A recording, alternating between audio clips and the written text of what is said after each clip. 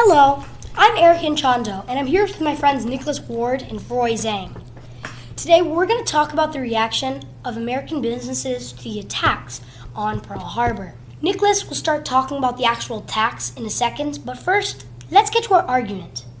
We argue that people don't understand how much people wanted to help, especially American businesses. So that's where we're going to get to here. All right, Nicholas, you're up. Thanks, Eric. So, the attacks on Pearl Harbor occurred on Sunday, December 7th, 1941.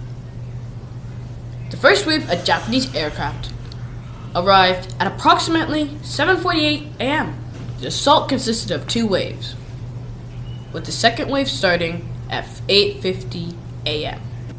And also, something to note on that, Nicholas, thank you, is that the first hit started at 7:55 a.m. That's actually pretty interesting, because that's 7 minutes after the planes arrived. And the entire air raid lasted roughly an hour and 15 minutes, but yeah, that was pretty ridiculous and surprising, and also very tragic, of course. Lots of people died. Anything else you would like to say, Nicholas? Yes. One big reason why the attacks happened, the first hit happened 7 minutes after the planes arrived, was because they were trying to blend in as American flight soldiers doing a flight training course. They flew around and made it look like they were doing a training exercise. All right, thanks, Nicholas. Now, people didn't really understand how this affected people in the sense of they wanted to help with the war effort. So I'm going to talk about how, people felt. So here's a good example for you. Think about this. Let's say you live in your home in somewhere like Nebraska, let's say, right? And you hear on the news about the attacks, right? Now remember, America had been neutral for all of World War II up to that point. So you would be pretty mad if you had to lose lots of your countrymen starting then and join the war, because you, and almost all of America with you, didn't want to be in the war. This is really how this came to lots of Americans. And that is why this is so important. Remember the thoughts of other people, not just the actual events.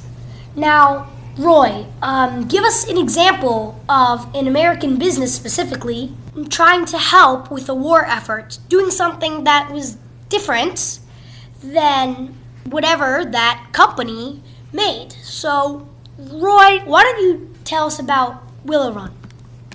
Yes, thank you, Eric. The factory was in the city of Ypsilanti, Michigan. It was officially known as Air Force Plant 31, but it eventually became known as Willow Run. At the time, it was the largest building in the world with an area of 3.5 million square feet. Incredibly, a B-24 bomber plane came off the line every 63 minutes.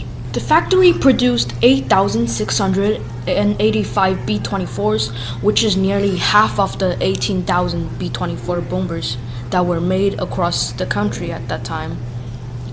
Over 40,000 people worked there, and lots of women worked there instead of mostly men.